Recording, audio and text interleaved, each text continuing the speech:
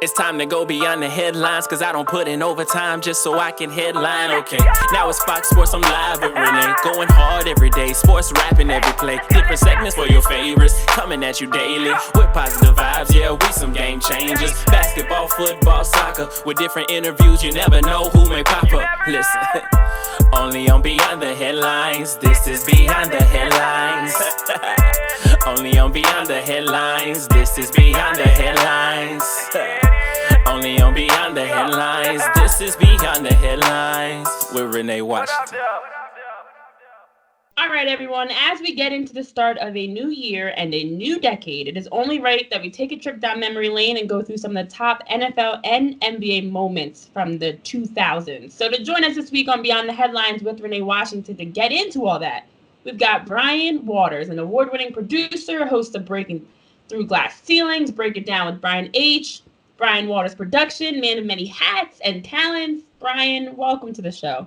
Hey, thanks for having me. Appreciate it. No problem, no problem. So I'm looking forward to hearing some of your top moments because for everybody, their top moments are different depending on who they're a fan of, where they are in that point in their life. You know, sports have a way of bringing out the best of you or the worst. If your team is like what happened with my Eagles when we saw Carson Wentz go down. But anyways, I'm curious. I'm still salty, clearly. I'm curious to know your top moments. Do you want to start with the NBA, the NFL? Do you have a preference? Football, basketball, whatever. I'll do the football first. Right.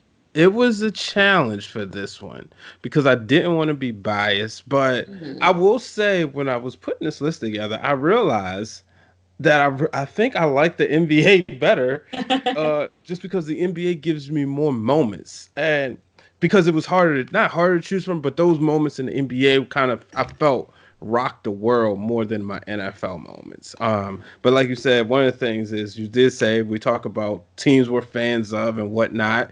And I will say this before I get into it. I know I'm talking a lot, but it made me realize that, you know, when you look back at the decade and you look at the moments, I realized, I said, you know, looking at both of these, I'm fortunate that my teams have won in this decade. Now, the Lakers, they won at the very beginning. However, I should say the last decade. But a win is a win, right? But, you know, we're going to start with the NFL. And this one hurt to put on here, but I just could not omit it. And if anybody knows me, they know there is one franchise in sports that I absolutely despise. And they fortunately lost in the first round of the 2000, I guess we call it the 2019 or the 2020 playoffs. I guess still 2019 season. But that's the New England Patriots. And the moment that was a top moment for this decade was when they came back from 28-3 down to the Falcons. And it hurts that I had to put that on there, but I mean, look at you. If I have to put my unbiased journalism hat on, I have to say, like, you cannot tell the history of the Super Bowl and you cannot tell the history of the game without bringing this up. Yeah, so I had to put that on there. I remember I was at a party and it was like, oh my goodness, because I was at a party with a Patriots fan. Shout out to my man, The Truth. And he was sitting there sweating, but he said, if they come back, I'm getting on you, I'm going to get on you, and I'm going to get on you. And you slowly but surely saw it pouring. So that was my, you know, I'm going to name that the number 3 moment if I did it in a list, but let me name that the number 3. You know what? The greatest thing about that, sorry to cut you off before you get into No, go ahead. That is one of the biggest sports comebacks in history. You know, you look at the Cavs being down 3-1 in basketball, the Patriots being down 28-3, you know, the Cubs World Series. You look at across sports, this is one of the biggest comebacks.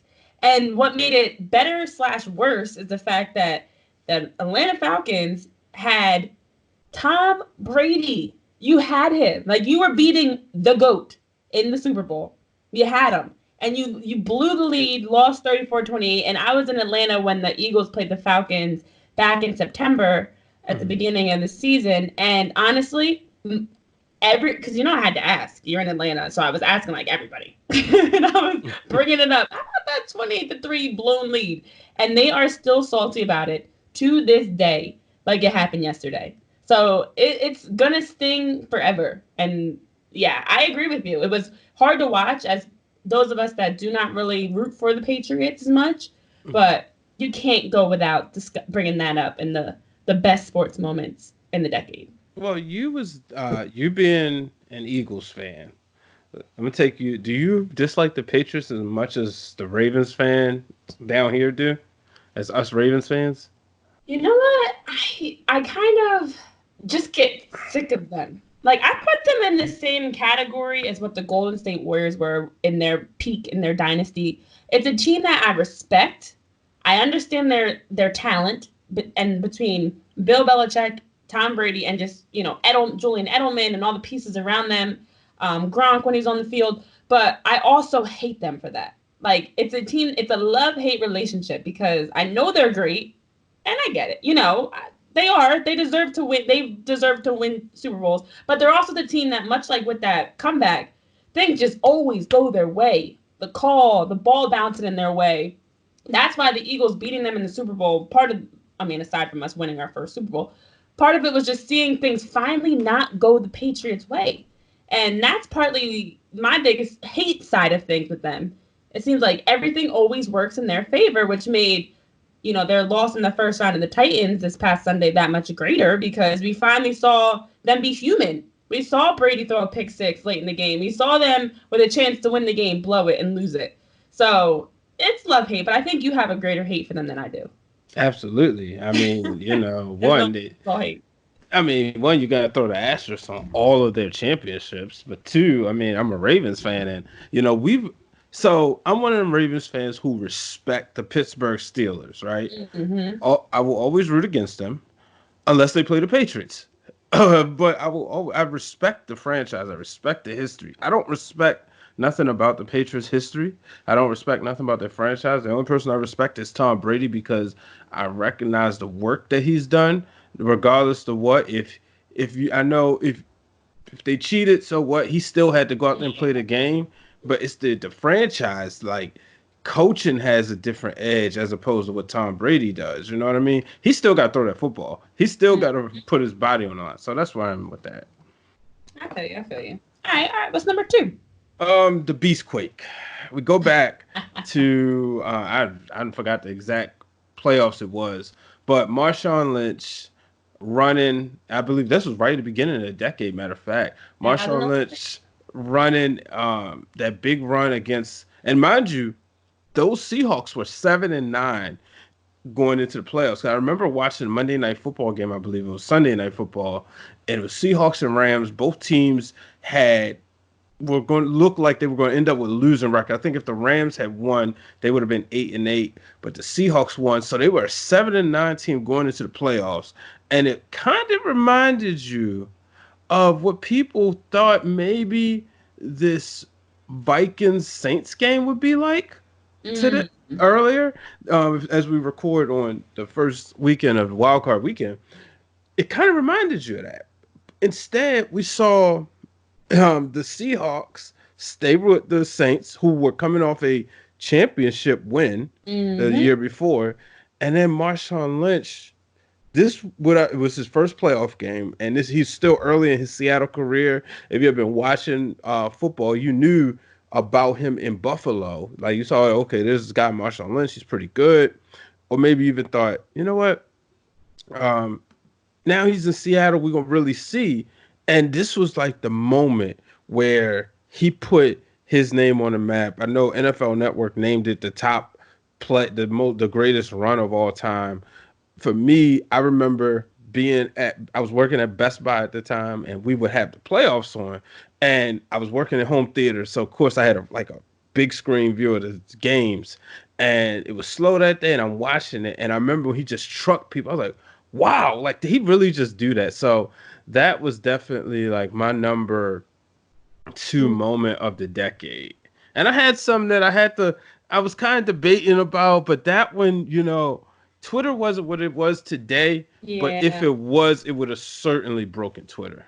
Yeah, no, that's a good point because it's like that's one of those moments that may have slipped under the radar a little bit because of the fact that in 2011, people weren't like you look at the games that we've seen so far. How many moments, whether it's Deshaun Watson breaking 2 tackles or whatever, how many moments do we see that instantly are being talked about and going viral? And now, even days, weeks after the game, we're still talking about them. But that 67-yard touchdown run, I mean, the Seahawks win that game by 5. That's the difference. And Mhm. also, the exciting part about that is it is the playoffs. You're playing the defending Super Bowl champs. Like all the storylines around it to have this Seahawks and in beast mode, Marshawn Lynch, who we still see today being a bowling ball as he did to my Eagles. Um, still bitter. You see him making a big play. And playoffs are for big players to step up and make big plays on the biggest stages. And in that wild card matchup, that's exactly what he did. So yeah, that's a good one. That's a sleeper that definitely has gone under the radar a little bit, I'm sure. All I right, mean, I'm excited for number one then. Because yeah, first two, it must be the Eagles winning the Super Bowl. Yeah. no. Dang. Dang. Sorry. How's that not? That must be number 4. It's cool. You know, you know where I'm from. Dang. So you probably already know what the number one moment is. And that is to me Oh, how could I forget? Go the ahead. I the, know. the greatest football player ever to put on pads and a helmet.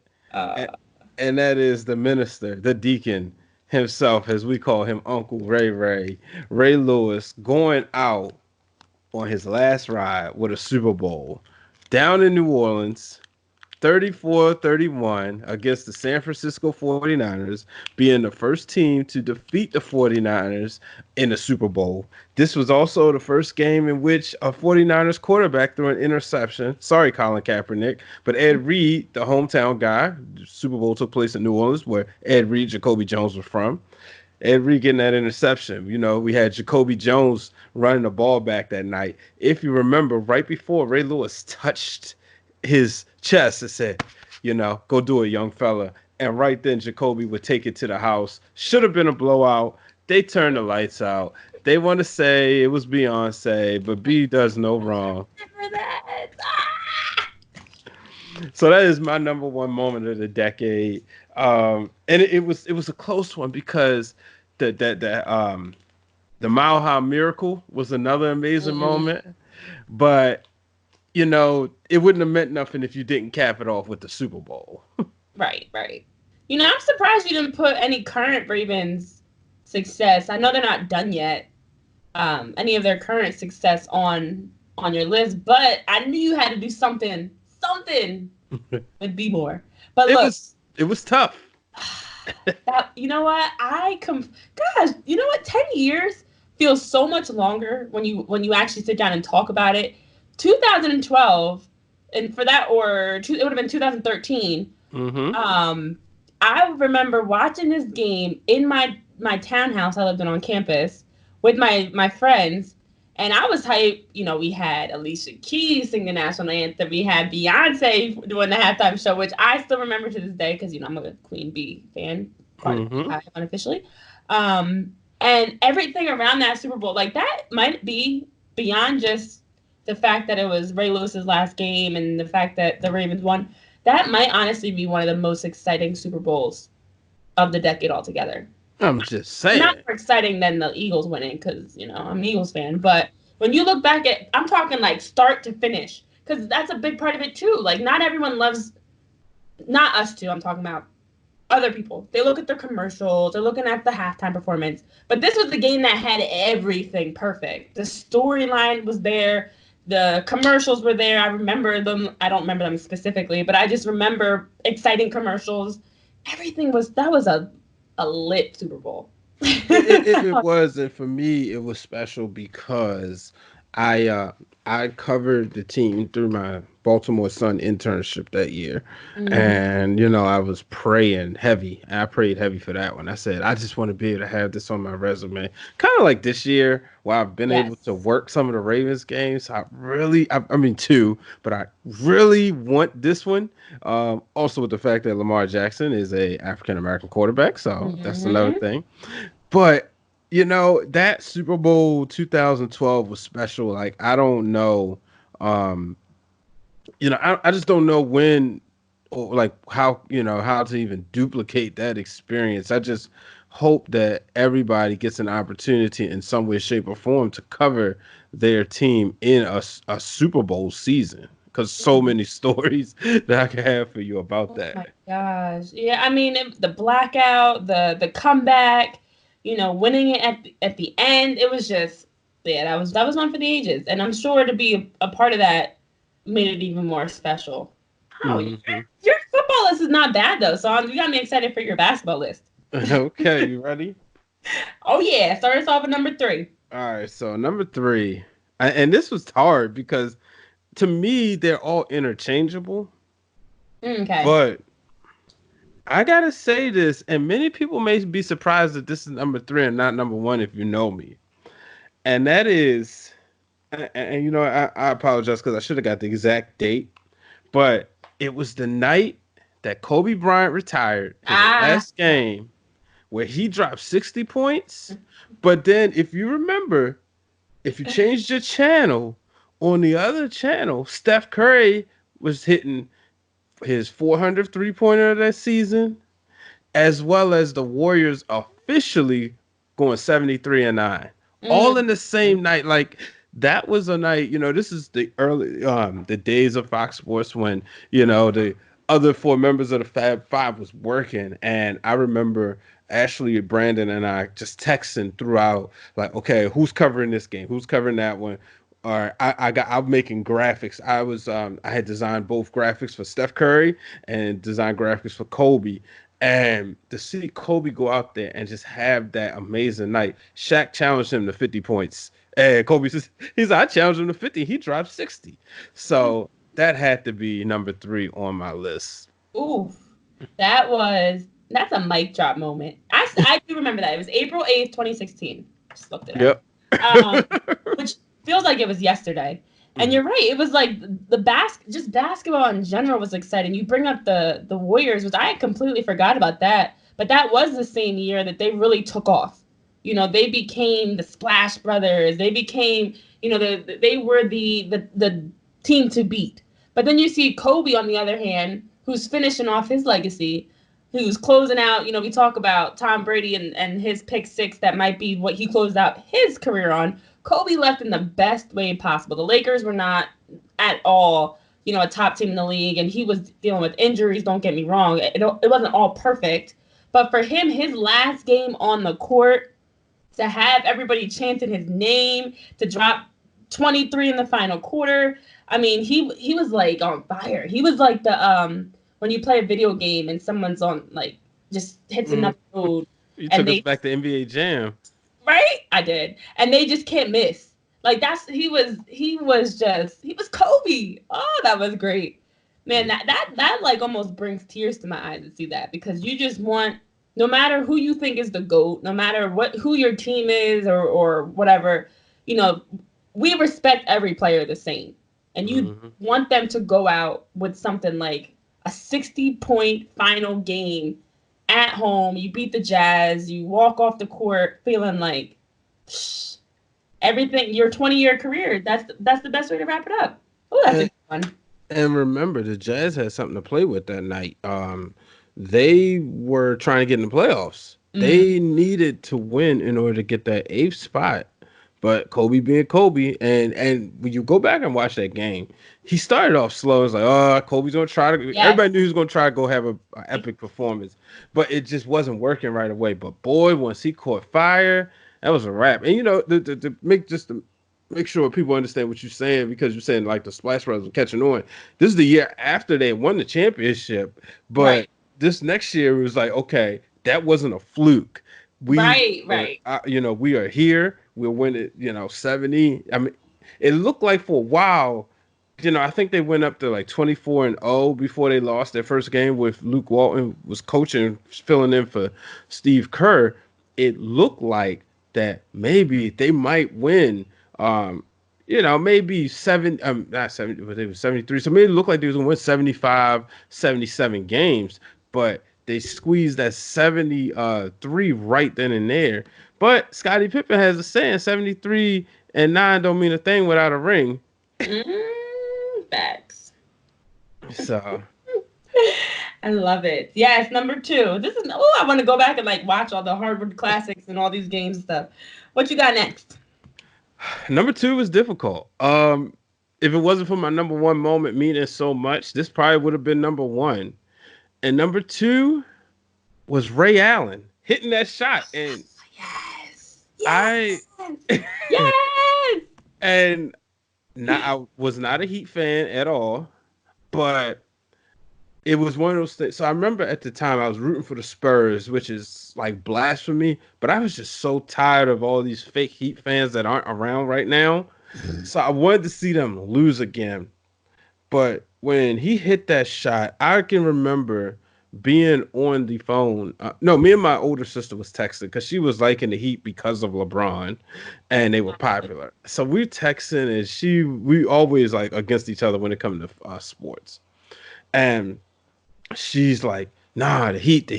And I said, it's about to be over, game over. And then Ray hits the shot. It's like, oh my gosh, did that just happen? And it was kind of like when, you can pick a moment in the NFL when somebody scores a touchdown and you thinking, wait, this not about to happen, And then to see the droves of people trying to get back in the stadium, that's an image that will forever sit with people. But also the trophy being on the floor, that's another image. Like, you guys had it.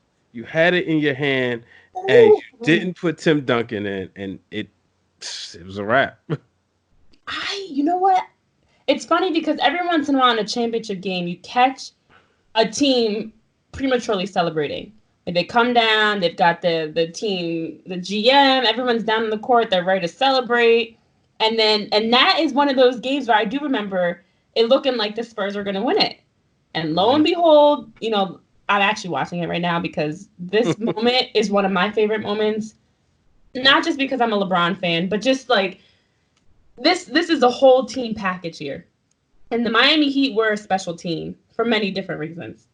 And so to see the way that this play unfolded and Ray Allen stepped back, he wasn't even set to shoot. This is how great shooters know how to quickly adjust. He's backpedaling to the corner. Chris Bosh is getting the rebound. It's not like this is the play designed for Ray.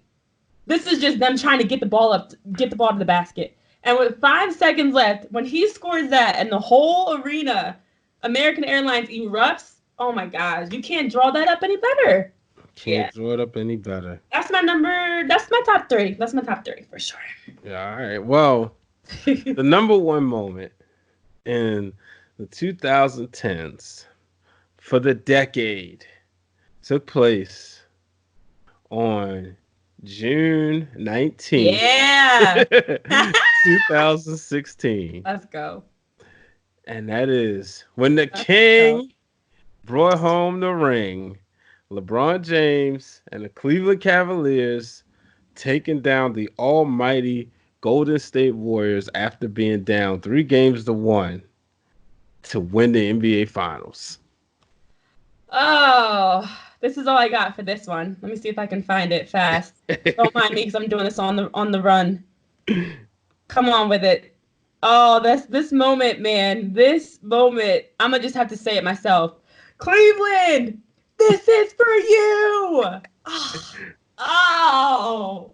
If this is not your number 1, I would have hung up and ended the whole interview.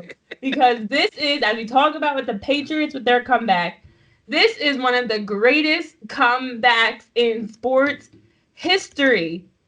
Oh my goodness, being down 3-1. And again, this is something that was like years in the making. Because we just talked about the Warriors and their dynasty when they went undefeated and they were 73-0. When they went, the next year when they were the splash, but the dynasty was built. It was there. So not only did they come back 3-1 in the finals.